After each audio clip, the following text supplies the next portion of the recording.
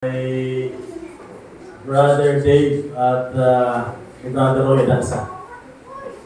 Ang dalawang kabataang ito ay nanggaling pa ng Dinahican Infanta. Pero sila po ay napasok sa SLSU, Lokban. Dahil ang mga kabataang ito ay sanay sa akin ba? At ako ay nasa distrito pa ng Reyna, sa Infanta, yan sila ay kasama ko din kahit saan. Kumbaga sa mga kabataan ay sila yung aking mga support staff pagdating sa programang kabataan. Uutusan ko lang yan, ito yung gawin nyo, ay di nakukuha ka agad. Kaya maasahan ang dalawang kabataan ito pagdating sa programang pangkabataan. At kapag siguro sila yung medyo maluwan sa kanilang pagpasok sa SLSU, sa Lokban, ay nagchat-chat na pastor kami ay kaparian sa inyo. At kung saan ka dadalang pagsamba, ay di sasama kami sa inyo. Ay di, kaya hanggang ngayon, bagamat ako ay nandito na, sila ay medyo napunta pa rin. Nung nakaraang buwan, at mga September, dumating sila sa amin, sumama naman papunta na Para. Kaya parang taga rito na rin sa ating distrito ng Reyna. Kaya maraming salamat, Brother Roy at Dave, sa inyo pong magandang awitin na inyo pong ipinagkaloob sa atin po ngayong tanghali. Sa muli po, magandang umaga sa ating lahat, mga minamahal mga kapatid at Happy Sabbath. Ngayon ba'y gutom na o busog pa? Ito naman ay minsan lang, medyo na-delays ang ilang minuto ang ating pagsamba. Palibhasa po ay merong nominating committee ng mga instructions at ang ating Santa Sina. Kaya possible ang servisyo ito ay matapos ng alas 2. Para kayo ay hindi masaya na matapos alas 2. Hindi naman. Yun ay hindi matapos ng katagal. Ngayong umaga po mga kapatid, kami po ay nagagala kasama po ang aking pong sambahayan na nakabalik po muli dito po sa Iglesia ng Salinas. Alam ko na kayo po ay nagsusumikap kung paano po pangunahan ang iglesia nito. At lalo pa ninyong palakasin at lalong paalabin ninyo ang inyong pong pananampalataya. Amen? Sapagkat hindi po kailangan na tayo po ay patumpik-tumpik at magpabunjing-bunjing sa ating pong pananampalataya, sa ating pong mga paglilingkod. Ang gusto po natin, ang nais natin, tayong lahat ay magiging masigasig sa ating pong paglingkod sapagkat tayo po ngayong panahon ay namumuhay na sa huling yugto at pagkatapos ng sanlibutan ito. Kayo ba naniwala? Kaya hanggang ngayon ay hindi patapos ang girian at ang digmaan sa pagitan ng Hamas at ng Israel. Yun po hindi bago para sa atin. Kaya dapat tayo po ay magiging handa sa lahat ng panahon. Ngayong umaga, ang ating pong pag-aaral ay meron pong kaugnayan at meron pong kinalaman pagdating po sa pagiging katiwala o pagiging steward. Ngayong umaga, pamagat po ng ating pag-aaral ay tungkol po sa pinalalago ang kalidad na relasyon sa pamilya ng Diyos. Paano pa natin malalaman yung pinalalago ang kalidad na relasyon? Pag sinasabi natin di kalidad na relasyon, ano yung sabihin yung Brother Dayo? Siyempre, yung tunay at dalisay na relasyon. Hindi po peaking relasyon o hindi nagpupunungaring relasyon. Di kalidad, tunay o genuine relationship sa pamilya ng ating Panginoon. Alam po natin, mga minamahal mga kapatid, na ang pagiging katiwala ay pangunahing elemento ng teolohiyang Kristiyano. Idinidiin din mga kapatid ang responsableng pag-iingat sa mga yaman na ipinagkatiwala ng Diyos sa inyo, kasama na ang material at spiritual. Ibig sabihin po, tayo mga kapatid, ay hindi lamang katiwala ng Diyos pagdating sa material at spiritual. Tayo ay katiwala na rin pagdating sa relasyon. Amen? Kaya kumusta po ang ating relasyon sa loob ng iglesia? Relasyon ba na nagpapalakasan? Relasyon ba dapat lalong yumabong ang inyong pong pananampalataya? Kaya yung yung pagiging katiwala na relasyon ng Diyos sa atin ay dapat madama at makita sa Kanya pong komunidad, sa ating pong iglesia. Isa sa mga aspeto ng pagiging katiwala, mga kapatid, kasama ng Kristiyano dito ay ang pagpapalago ng mabuting relasyon sa loob ng iglesia.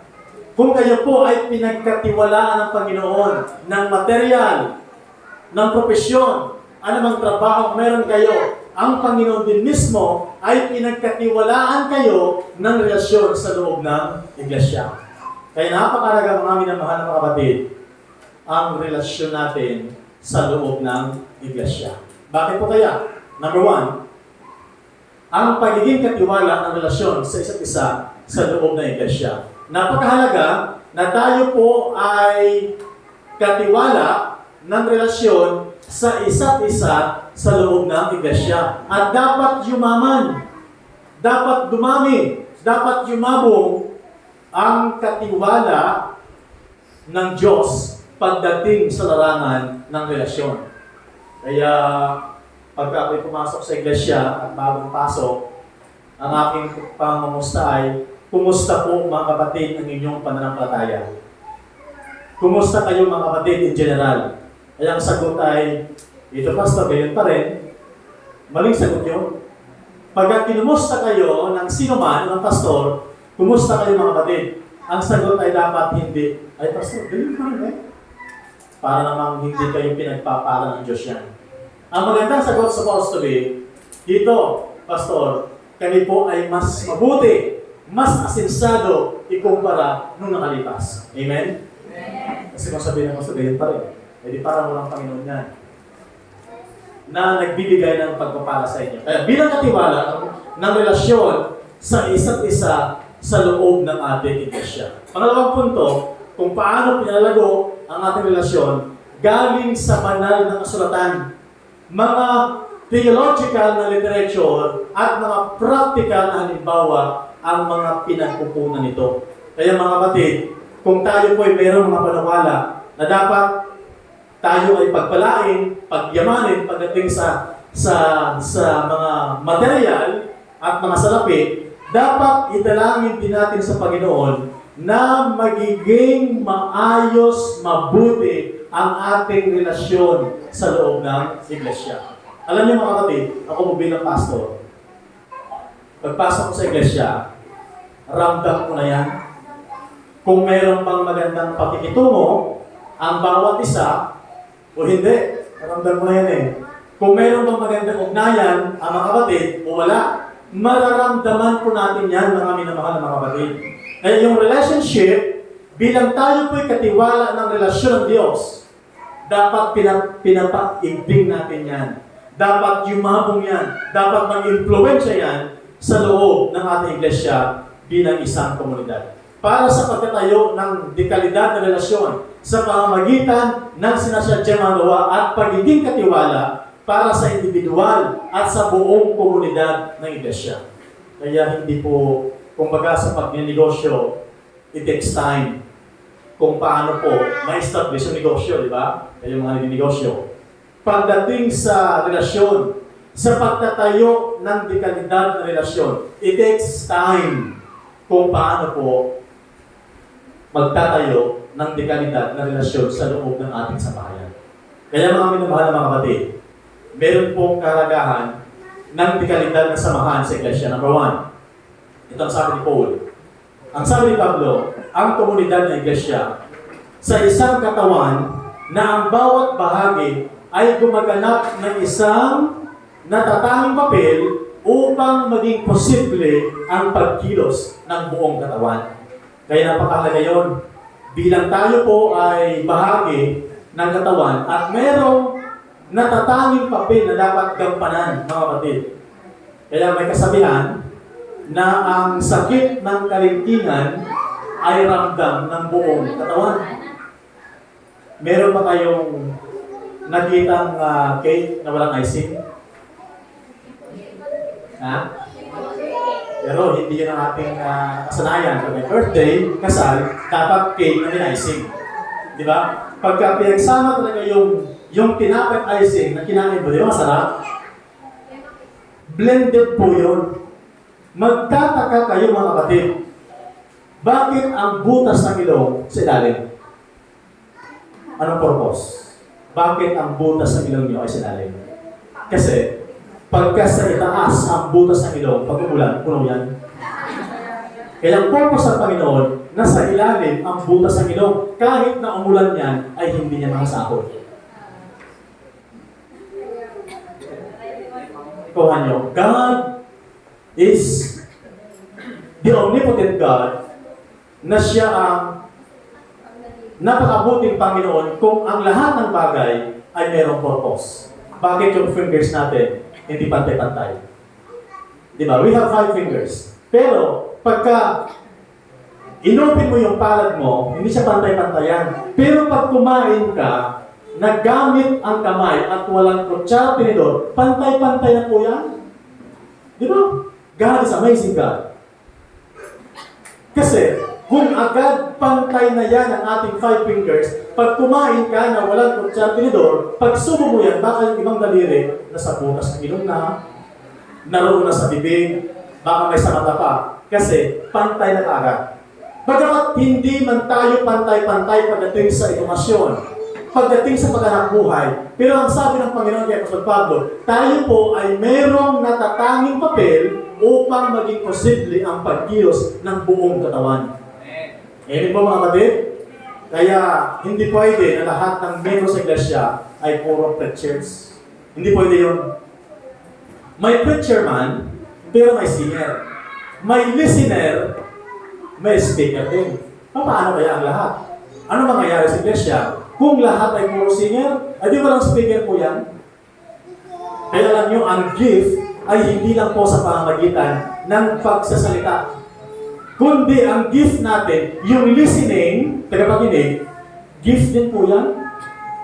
Kapag yung kasama mo sa bahay, ang bibig ay para palay, machine gun, ay di, dapat ay mahilig ka din at marunong kang makinig. Lahat ng bagay sa mundo ito ay mayroong panawalang Diyos at mayroong purpose. Kung bakit ganoon. Kaya tayong lahat ay pantay-pantay sa mata ng Diyos at meron tayong natatanging papel na dapat gampanan at maging posible sa pagkilos ng buong katawan. Kung paano ang bawat sangkap ng katawan ay mahigpit na nakaasa sa isa't isa. Kapag nagdusa ang isa o nagpuri, lahat ay nakaranas ng ganoon ding pakiramdam. Di ba? Kung kayo po ay nakakapakinig ng magandang awit, anong pakiramdam nyo?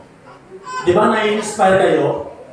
Sabihin na sana, gayon din ako, magaling umawit. Pero wala kang ganong klaseng talent. Iba yung talent mo. Kaya ibig sabihin, we are not equal, we are not tantamount. Aking picture sa college. We are not tantamount to each other. Hindi tayo pare-pareho sa isa't isa, pero pagka pinagsama-sama, ay nagkakaroon ng magandang bunga at magkakaroon ng magandang relasyon. Ako ay merong post, hindi naman akin yung sariling kaisipan. Nakuha ko lang sa magandang author. Ang sabi niya, hindi ibig sabihin, nag-sorry ka, mali ka. Nag-sorry ka sapagkat gusto mo lang ingatan at talagahan ang relasyon na meron kayo. Dahil the moment na nagsasorry ka, wala naman talagang mawawala sa iyo. Hindi nga lang nagsasorry sapagkat pride ang umiiral. Tama ba? Mga minamahal na kapatid. Kaya kapag ang lahat ay nakaranas ng ganoon ding pakiramdam, ibig sabihin, tayo po ay nagkakaisa. Ang kahalagahan po ng pagiging katiwala ng relasyon sa loob ng simbahan, na ang bawat isa ay sinusuportahan ang kapakanan ng buong iglesia sa pamamagitan ng pag-iibigan, paglilingkuran sa isa't isa sa ikatatatag ng pananampalataya. Napakahalaga yung support group. Kaya pagka merong kapatid na may problema, merong pamilya na problemado, tapos merong pamilyang pumasok sa pamilyang problemado, nababawasan ang sakit, nababawasan yung problema. Kaya napakahalaga na merong simbahan na nagsusuportahan sa bawat isa para sa kapakanan din ng bawat isa. Kaya mga kapatid, yung sabihin na hindi ko kayang patawarin yan. O kaya sabihin na pinatawad na kita, pero hindi ko kayang kalimutan yung ginawa mo sa akin. Oo, gano'n pa, gano'n. Pinatawad na, pero hindi kayang kalimutan yung ginawa. Pag sinabing forgiveness, pinatawad, kinalimutan na po yan. Kaya inseparable o hindi magkakahiwalay yung salitang pinatawad at kinalimutan. Forgiveness. And, ano yun? Forgiveness and? Yun na yun, di ba? Hindi pwedeng magkahiwalay. Inseparable. Inseparable po yan. Laging magkakaugnay. Kung bagay panahon pa ni Kumungkukong ay may alita na. Pero hanggang ngayon, hindi pa rin makakalimutan. Paano umiral yung magandang relasyon sa pagkatali po ay katiwala ng relasyon sa loob ng iglesia at sa ating buong komunidad, mga minamahal na kapatid. At ang pagiging katiwala ng buhay at pagiging katiwala bilang sentro ng pagiging Kristiyano alagad, sinasaklaw ang lahat ng bahagi ng buhay. Mahalaga po yun. When we say relationship, saklaw po yan ang buong bahagi ng ating buhay. Ang dekalidad na samahan sa loob ng simbahan ay humihingi ng pagtitiwalaan ng mga kanib, ipinakikita ang paggalang at tunay na pag-ibig sa isa't isa. Diba? Kaya yung salitang pag-ibig at yung relasyon, hindi po yan dapat yung paghiwalayin. Yun po sila'y laging magkakasama. Diba kung tayo po ay may magandang ugnayan, magandang relasyon, may paggalang po yan. At naroon din ang pag-ibig sa isa't isa, mga minamahal na mga kapatid. Ang mga mananampalataya ay inasahang maglingkod sa bawat isa na may kababaan, hindi makasarili, samantalang pinalalakas ang bawat isa sa kanilang pananampalataya. Pinapalakas ang pananampalataya. Pinaiigting ang magandang relasyon, may tiwala sa isa't isa nang dahil sa pag-ibig ng Diyos sa atin. Noong nakarang linggo, di ba, kakatapos lang ng barangay election, may nag-chat sa akin, sabi, Pastor, isama mo kami sa iyong panalangin sapagkat bukas na po ang halalan o barangay election. Sabi ko, opo, sino ba namang hindi isama sa panalangin ay ang nag-chat ay Adventista? O, alam, ang tanggihan mo. Ay di pinag-pray ko. Ang panalangin ko ay ganun rin. Panginoon, ipagkalo mo sa kanila. Kung ang kandidatong ito ay magiging modern Daniel at modern Joseph, Lord, let it be. Mangyayari nawa. Amin para ba? Amen? Few hours after, nag-chat sa akin, Pastor, thank you so much for your prayers. Ayan na nalang kapita na Adventista. Yan ang lugar nila Brother Roy Alansa at today. Sa kanilang barangay na ang population po ay more than 11,000 ang nanalong kapitan Adventist at isang konsihal. Sabi ko sa kapatid na ito, palakasin yung ACS ha kasi nandiyan kayo sa pwesto. Mga minamahal na kapatid. Ang ating dalawang kabataan ay nagwagi ng tagapagay sa SK Kagawad. Gayahin nyo at kopyahin nyo ang estilo at character ni Daniel at ni Joseph. Amen? Dalangin natin na sila ay maging paano Pastor ay hindi naman kami Joseph at Daniel, hindi Daniela. At saka Josefa. Kasi nahubayan yan. Mga kapatid, pinalalakas ang bawat isa sa pananampalatayang meron tayo sapagkat tayo ang natiwala ng Diyos pagdating sa relasyon. At yung relasyon natin ay dapat nakakahawa. Spirituality is a contagious. And relationship also is a contagious sapagkat tayo ay katiwala ng Diyos pagdating sa relasyon ito. Mga kapatid, ang pagpapakita ng makahulugan na pag-uugnayan na magdadala sa mga anib na mapalapit sa isa't isa ay kinakailangan upang maranasan ang kapuspusan ng pag-ibig at biyaya ng Diyos. Di ba?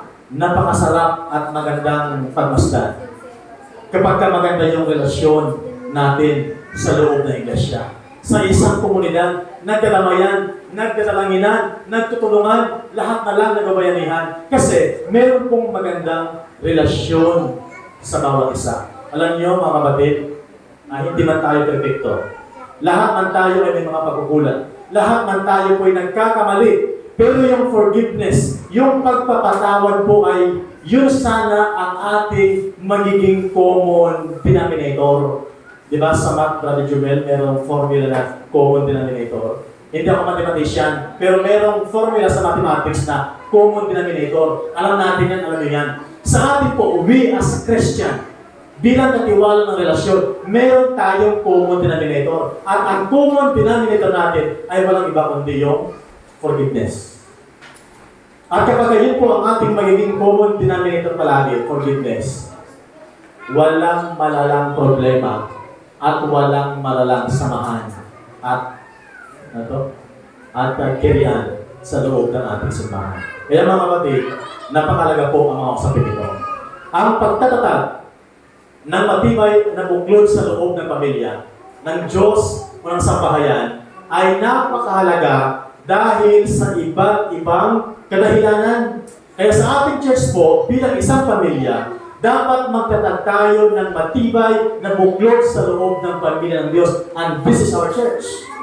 Ito yung ating simbahan. Na ito dapat ang magiging environment, ito yung magiging likas ng ating simbahan bilang isang pamilya. Una, ang pagiging kaanib ng iglesia ay nagbibigay sa individual ng kapanagutan, suporta, at pagpapalakas na nakikilahok sa paglagong espiritual na humahantong sa malalim na paglago ng ating pananampalataya.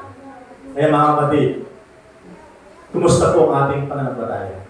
Ang ating pananampalataya, sabi ni Pastor Villarreal, ay dapat ating panghahawakan ang ating pananampalataya. Hindi yung hawak-hawakan lang. Diba? In times of crisis, hawakan ng mahigpit, but in times of prosperity, parang lumuluwag. Bakit? Naroon ang ating paniniwala sa mga paglago, material, hindi sa paglago ng ating spiritual, mga minamahal mga kapatid. Number 2, ang tumatatag sa kalidad na relasyon sa loob ng pamilya ng Diyos o ng simbahan ay maraming mag-aalok ng suporta pang-emosyon. Sa panahon ng kahirapan, naglalaan ng ligtas na lugar upang damayan sa kahirapan ang nagdurusa samantalang tumatanggap ng kaaliwan at ng mga payo. Di ba kapag mayroong pamilyang may problema, dapat tayo po ay dinadamayan natin ang nagdurusa samantalang tayo ay tumatanggap ng kaaliwan at mga payo.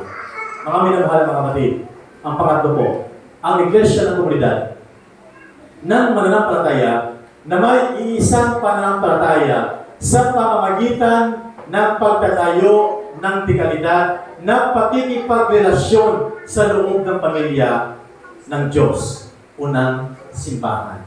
Totoo naman talaga yung mga minamahal na kapatid. Yung ating mapagpinyagan. Ang sabi ng ating World Church Survey, dapat pala mayroong 7 kaibigan. At least 7 friends. Yung magiging bagong kaanib, pagpasok niya, Brother Dario, may 7 kaibigan siya agad pagpasok ng church.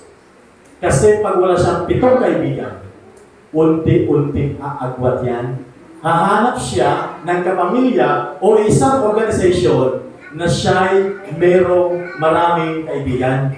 Di ba tayo, Brother Jumel, mga kapatid, ang gusto natin, pag sumimba tayo sa ibang simbahan, anong gusto natin? Welcome na welcome o hindi welcome? Gusto natin, welcome tayo.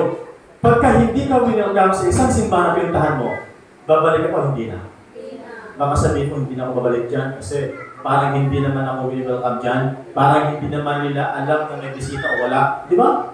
Yun ang ating damdamin bilang matagal ng mananampalataya. How much more yung mga bagong mananampalataya. Sila po'y nangailangan ng pagkalinga. I-welcome natin sila upang sila'y makadama ng isang pamilya sa loob ng ating simbahan. Sabi ni Mace White, ang kalagahan ng pagtatayo ng matatag na relasyon sa loob ng pamilya ng Diyos ay kailangan sa paglago sa spiritual, kapwa individual at institusyon. Isinulat niya ang pag-ibig, ang basihan ng kabanalan. Mga minamahal na mga kapatid, napakalaki po ng maitutulong sa atin bilang church o isang pamilya na umiral ang pag-ibig ng Diyos upang magkakaroon ng kalidad na relasyon sa bahay-sambahan ng ating Panginoon. Kaya pagsapit ng Wednesday, tayo po ay nagdadalaginan. Pagsapit ng Friday, tayo po ay sama-samang pumupuri sa ating Panginoon. Pagdating ng Sabat, throughout the day, tayo po ay gusto nating madama ng mga banal na mensahe ng Diyos. Madama natin ang pagdadamayan. Madama natin ang pagmamahalan sa bawat isa. Bakit? Ito ang nais ng Diyos at ang pag-ibig, ang basihan ng kabanalan upang magkakaroon tayo ng kalidad na relasyon sa loob sa bahayan ng ating Panginoon Diyos. Nawa ngayong tanghali, ang mensahe nito ay magbibigay sa ating kalakasan upang mapaigting lalo ang relasyon natin sa isa't isa bilang isang pamilya at bilang simbahan na kung saan ito ang ating tagpuan. Sa muli po, magandang tanghali sa ating lahat at happy Sabbath. Ngayong tanghali po tayo po ay mag-proceed na sa ating pong ikalawang bahagi ng ating pagsamba. Ating pong ihanda ang ating mga puso, ang ating mga kaisipan, ang ating buong kaluluwa.